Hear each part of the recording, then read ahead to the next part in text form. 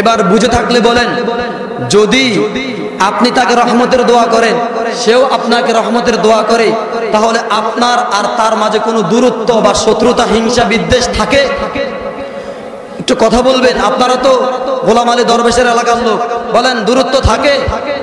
থাকে না। এজন্য মুহাম্মদুর রাসূলুল্লাহর আদর্শের মধ্যে আমাদের জন্য উত্তম আদর্শ রয়েছে। এজন্য আমাদেরকে বিদেশ থেকে হাওলাত করে ভাড়া দিয়া লেনিন, কার্ল মার্কস, স্টার্লিং, মাও সেতুং তন্ত্র মন্ত্রের নামে মানুষ শোষণ করার যেই ষড়যন্ত্রের মেশিন, ওয়েলকাম, থ্যাঙ্কস, ধন্যবাদ দিয়ে আজকে ইসলামের নবী মুহাম্মদুর রাসূলুল্লাহর এক জিন্দা সুন্নাতকে ধ্বংস করার অপতৎপরতা চলছে। জোরে বলেন ঠিক কিনা? এজন্য মুহাম্মদের উম্মত আমরা যারা দাবি করি, আমাদের উম্মতদের দাবি হলো পরিবার থেকে শুরু করে সমাজ থেকে শুরু করে আপনার গ্রাম থেকে ইউনিয়ন থেকে উপজেলা থেকে জেলা থেকে দেশ থেকে মহাদেশ, এইভাবে সারা পৃথিবীর মধ্যে মুহাম্মদুর রাসূলুল্লাহর আদর্শকে চতুর্দিকে ছড়িয়ে দিতে হবে। জোরে বলেন ঠিক কিনা? তো বলতেছেন, যখন তোমাদেরকে সালাম দেওয়া হবে, কি দেওয়া হবে? সালাম। তোমরা তার চেয়ে উত্তম জবাব দিবে। যদি সেটা সম্ভব না হয়, ওই রূপ দিবে। উদাহরণত কেউ আপনাকে সালাম দিয়েছে, আসসালামু আলাইকুম ওয়া রাহমাতুল্লাহ, আপনি তার জবাবে কি বলবেন? ওয়া আলাইকুমুস সালাম ওয়া রাহমাতুল্লাহ। এটা হচ্ছে হক, সমান সমান। আর উত্তম হচ্ছে ওয়া আলাইকুমুস সালাম ওয়া রাহমাতুল্লাহি ওয়া বারাকাতুহু। সে যদি বলে আসসালামু আলাইকুম ওয়া রাহমাতুল্লাহি ওয়া বারাকাতুহু, আপনি বলবেন ওয়া আলাইকুমুস সালাম ওয়া রাহমাতুল্লাহি ওয়া বারাকাতুহু ওয়া মাগফিরাতুহু। সে যদি বলে ওয়া মাগফিরাতুহু, আপনি বলবেন ওয়া জান্নাতুহু। অর্থাৎ উত্তম জবাব হলো আসসালামু আলাইকুম ওয়া রাহমাতুল্লাহি ওয়া বারাকাতুহু। আপনি বলবেন ওয়া আলাইকুমুস সালাম ওয়া রাহমাতুল্লাহি ওয়া মাগফিরাতুহু ওয়া জান্নাতুহু। এ ভাই, সালাম শব্দের শাব্দিক অর্থ কি? শান্তি। বলেন কি? আমরা সোজা যেটা বুঝি, সালাম শব্দের শাব্দিক অর্থ শান্তি। এখন এই আমাদের সমাজে শান্তি আছে না নাই? নাই। তার অন্যতম কারণ হচ্ছে রাস্তা দিয়া কুমোর দুলাইয়া হেইলা ধুইলা হাঁটে, কেউ কাউকে সালাম দেয় না। কি দেয় না? সালাম দেয় না। যে বড় সে বলে আমি তো বড়, আমি কেন সালাম দেব? এই পিচ্চি, তুই আমাকে সালাম দে। এই সমস্ত লোক আমাদের সমাজে আছে না নাই?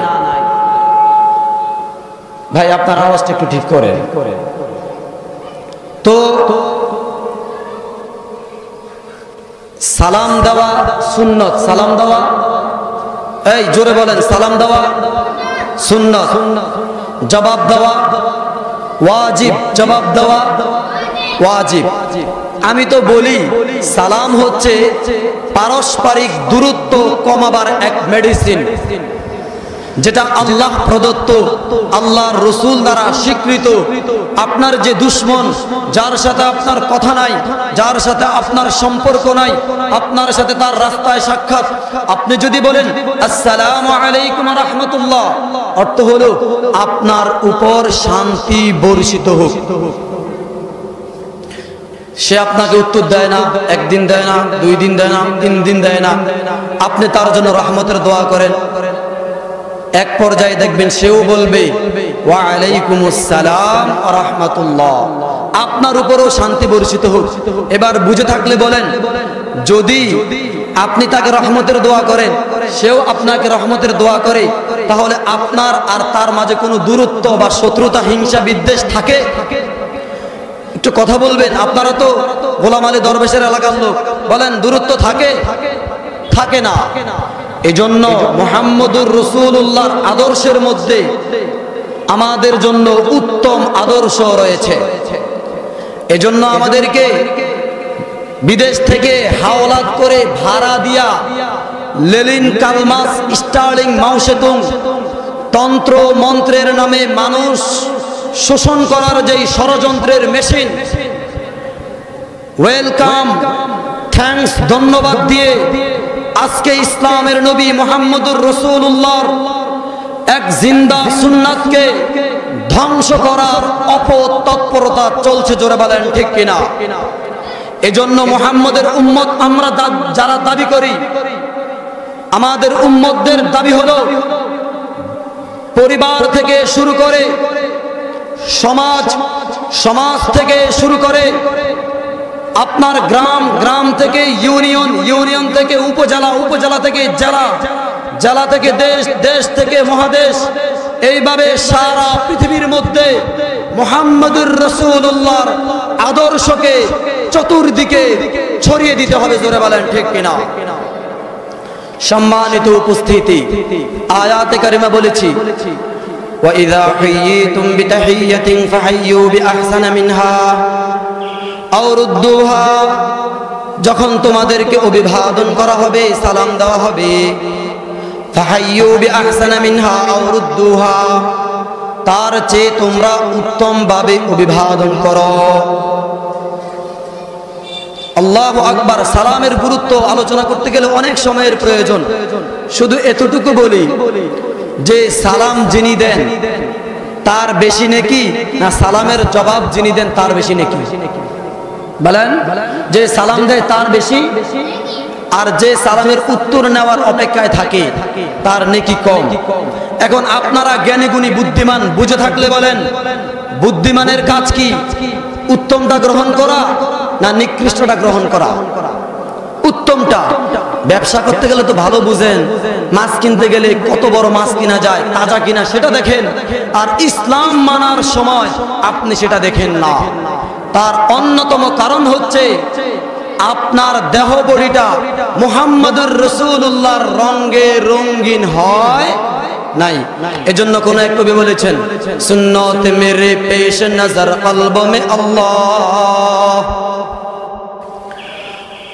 সুন্নত মেরে পেশ নজর কলব মে আল্লাহ, আয় আল্লাহ আপনি আমার অন্তরের মধ্যে আপনার হাবিবের সুন্নতের ভালোবাসা দিয়া দেন, আপনি আমার হৃদয়ের মধ্যে আপনার হাবিবের মুহাব্বত, আপনার হাবিবের প্রেম ভালোবাসা আমাদেরকে দিয়া দেন।